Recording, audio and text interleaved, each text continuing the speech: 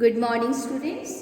अपने प्रथम वीडियो में मैंने आपको आपके पाठ्य पुस्तक के पाठ 16 मधुर भाषण निबंध का आधा भाग पढ़ाया था। तो आज हम चलिए इस पाठ को पूरा करते हैं, उसके बाद इसको समझाती हूँ बेटा। मधुर वचनों के साथ यह भी आवश्यक है कि उनके पीछे भाव की शिष्ट मधुर हो, नहीं तो मुलम्बे के सिक्कों की भांति बेकार रहेंगे। हृदय की मलिनता और मधुर वचनों का योग नहीं हो सकता है। वचन के अनुकूल जब कर्म होते हैं तभी मनुष्य वन्य बनता है, मतलब वो दूसरों का प्यारा बनता है। मनुष्य के चरित्र के असली परिचायक उसके कर्म भी होते हैं, किंतु बिना मधुर वचनों के लोग दूसरों के सद्व्यवहार का भी लाभ नहीं उठाना चाहते हैं। मानव की महत्वान धनम अर्थात मान ही बड़े आदमियों का धन होता है। जो लोग बिना मान के दान देते हैं उनका दान स्वीकार नहीं होता। मान का पान भी बहुत होता है। और रहीम के शब्दों में अमी पियावे मान बिनु सोनर मोही न सुहाय। मिष्ट भाषण समाज सेवक का एक आवश्यक गुण हो जाता है। जैसा कि आप समझो कि आप किसी को दान दे रहे हो, आपसे किसी ने कुछ मांगा है।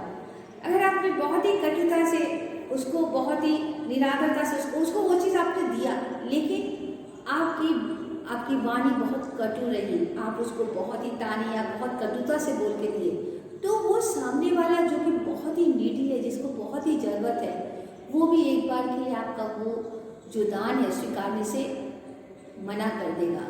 लेकिन अगर आप अपनी उसी चीज़ को बहुत ही प्यार से अगर आप किसी की मदद करते हो, तो वो भले ही आपके दिया हुआ चीज़ जो है बहुत ही कम हो, पैसा बहुत ही कम हो, या फिर आपका जो भी चीज़ आप उसको बोल रहे हो वो आपका जो भी आप उसकी सहायता करें बहुत ही कम रूप में आप उसकी सहायता करें, तो भी वो उसको स्वीकार लेगा बनिस्बत उस इंसान की जिसने बहुत ही कटुता से उसको अधिक मात्रा में पैसा या किसी और रूप में सहायता करनी चाहिए। तो इसीलिए कहा जाता है ना कि मधुर आपके पोशाक पे या आपके पहनावे में कितना भी आप बहुत ही टिप टॉप होके बहुत ही महंगे कपड़े पहन के चल रहे हो, लेकिन अगर आपकी भाषा खराब है बेटा, तो आपका सारा का सारा व्यक्तित्व बेकार है कि नहीं। तो भले ही आपके पोशाक में उतना दम ना हो, लेकिन अगर आपकी वाणी अच्छी, आपकी वाणी में मधुरता है, तो आप अपने आप ही आप दूसरों के लिए सम्मानित बन जाओगे, आपको दूसरे लोग सम्मान देने लगेंगे। ओके, ये गुण जन्म से ही सिद्ध प्राप्त होते हैं, किंतु शिक्षा द्वारा भी ऐसे शुभ अभ्यास और संस्कार बनाए जा सकते हैं। मन, वाणी और कर्म का सामंजस्य ही मनुष्य को श्रेष्ठता के पद पर पहुंचाता है। फिर भी वचनों का विशेष महत्व है, क्योंकि एक कटु वचन सारे किए धरे पर पानी फेर सकता है। यद्यपि यह ठीक है कि दुधारू गाय को 2 लातें भी सहन की जाती हैं, फिर भी दूसरे के स्वाभिमान का हनन कर उसके साथ उपकार करना कोई महत्व नहीं रखता। वाणी की मधुरता के साथ विनय पूर्वक व्यवहार की भी आवश्यकता है। विनय पूर्वक व्यवहार ही शिष्टाचार है। शिष्टाचार का अर्थ लोग दिखावा या तकल्लुफ करते हैं, लेकिन वास्तव में उसका अर्थ है सज्जनोचित व्यवहार। मधुर भाषण के साथ इसका भी मूल्य है। इसके द्वारा मनुष्य की शिक्षा, दीक्षा, कुल की परंपरा और मर्यादा का परिचय मिलता है। फॉर एग्जाम्पल, जैसे आप किसी के साथ बहुत ही आप गाली या बहुत ही एब्यूजिंग वर्ड जब आप यूज़ करते होगे बेटा, आप लोग देखते होगे कि आपको क्लास में आपको कभी तो आपके टीचर भी गुस्से में बोल देते हैं ना कि ऐसी भाषा आपने कहाँ से सीखी। तो कहीं ना कहीं सामने वाले के मन में ये भावना आती है कि आपने ये विचार, ये एब्यूजिंग वर्ड्स आपने घर से सीखे होंगे। तो इस तरीके से आप अपने व्यवहार के द्वारा, अपनी बोली के द्वारा खुद अपने आप को ही नहीं बेटा, आप अपने परिवार को, अपने पेरेंट्स को, जिन्होंने इतने इतना मेहनत करके आपको इतने अच्छे स्कूल में भेज रहे हैं, आपको इतना अच्छा पढ़ा लिखा रहे हैं, आप कहीं ना कहीं बेटा आप अपने गलत शब्दों द्वारा, अपने गंदे व्यवहार से बेटा आप उनको भी लज्जित करते हो, है कि नहीं। तो इस तरीके से जो ये शिष्टाचार है बेटा, ये आपको ही नहीं, आपके गुरु को, आपके पेरेंट्स को, सबको सम्मान दिलाता है कि नहीं। तो शिष्टाचार वाणी का भी होता है और व्यवहार का भी। वाणी के शिष्टाचार में अपनों से बड़े को आप कहना, आप क्या कहते हैं के स्थान पर आपकी क्या आज्ञा है आदि वाक्य अधिक वांछनीय समझे जाते हैं। किसी काम को कराने के लिए कृपया शब्द का प्रयोग शिष्टता का परिचायक होता है। काम हो जाने के पश्चात धन्यवाद कहना भी जरूरी है।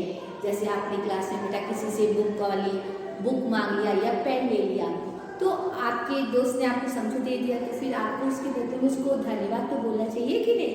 तो जब आप धन्यवाद बोलते हो तो अपने आप बेटा कहीं ना कहीं हो जो कि मतलब हाँ ये बच्चा बहुत शिष्टाचार है, इसके अंदर शिष्टता है, बहुत अच्छा बच्चा है, तो अपने से एक फीलिंग्स आ जाती है। तो ये कॉमन जनरल थिंग है जो कि हमें करना चाहिए।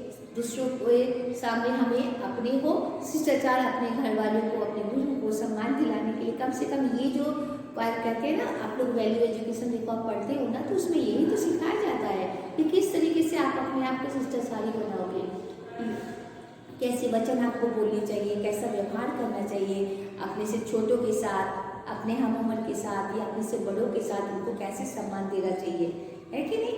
तो जो अपने से नीचे हैं उनसे कोई ऐसी बात न कही जाए जिससे यह प्रकट हो कि हम उनको नीचा समझते हैं।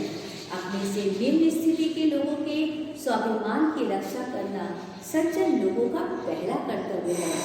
जो काम करता है उसको प्रसन्नता से करना चाहिए और उसके संबंध में कोई ऐसा शब्द भी नहीं कहना चाहिए जिससे प्रकट हो कि यह काम अन्य मनस्कता से किया जा रहा है या उस काम के करने से दूसरों के साथ एहसान किया जा रहा है।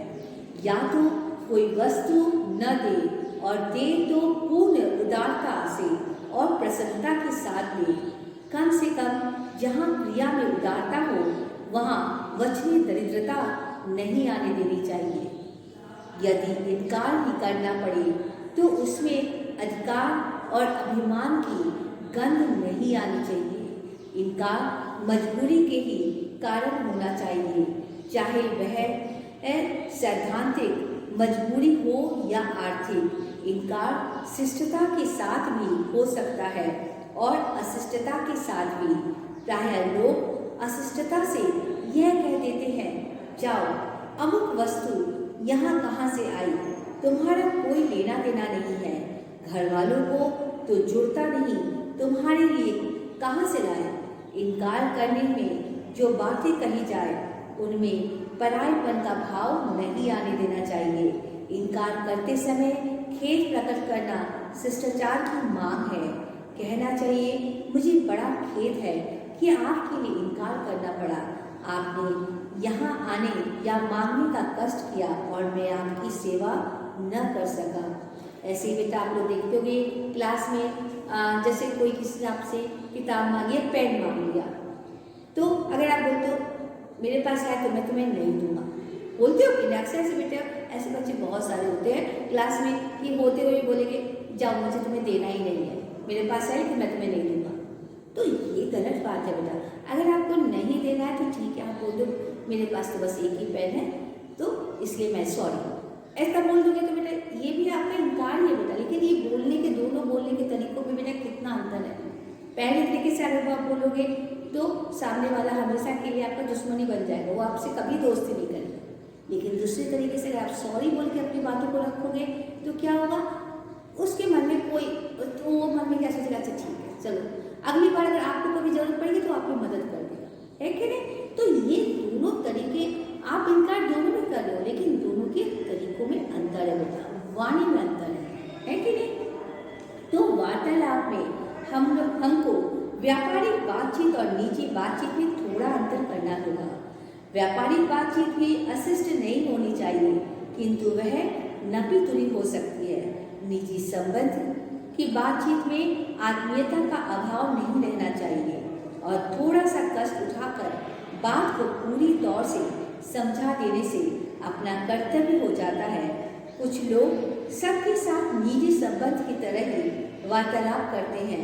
यह बुरा नहीं है, किंतु बात उतनी ही कही जाए जितनी निभाई जा सके।